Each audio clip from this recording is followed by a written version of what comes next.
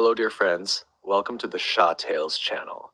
Please stay with us for another story. Zahhak, the Snake King. He looked like a man, but from his shoulders grew two living serpents, hissing with hunger. Every day, those serpents demanded to be fed, not with meat, not with herbs, but with the brains of the young and innocent.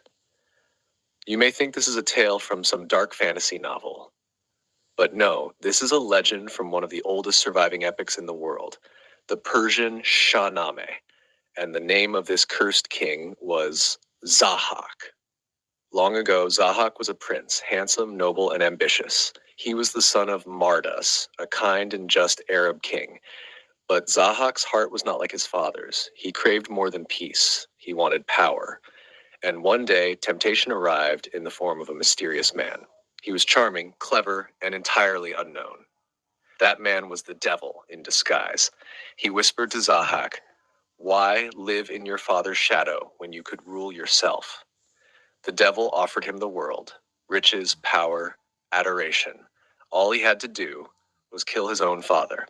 And Zahhak agreed. He murdered Mardas and seized the throne. The devil returned, this time as a chef, offering Zahhak food that no one had ever tasted. For 10 days he served him magical dishes, and Zahhak grew addicted to the flavors. Then the devil returned a third time, this time as a servant. He asked Zahhak for a reward. "Let me kiss your shoulders," he said. Zahhak agreed, but as the devil's lips touched his skin, horror was born.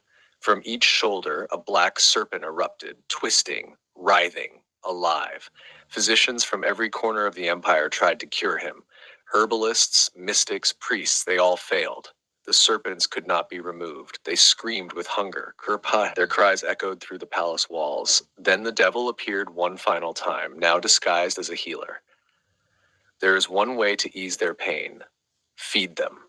Every day. The fresh brains of young men." And so began the darkest chapter of Persian myth. Zahhak became a tyrant not only by blood but by fear.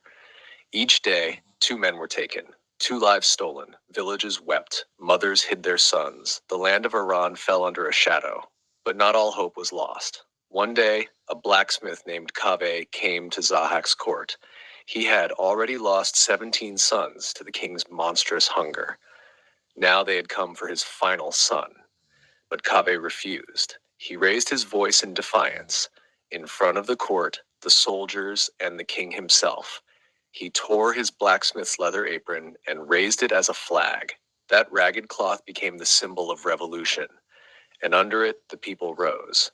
From the mountains came a young hero, Feridun. He had been hidden as a child, raised in secret, waiting for the day he would strike. Together with Kaveh, Feridun marched upon Zahhak's palace. The king of snakes was finally captured, but killing him was not enough. He was chained deep within Mount Damavand, buried in darkness, forever. But some say he still lives. And one day, when the world forgets, Zahhak will rise again. Would you follow a king who brings terror just to survive? Or would you rise like Kaveh and defy the darkness? The choice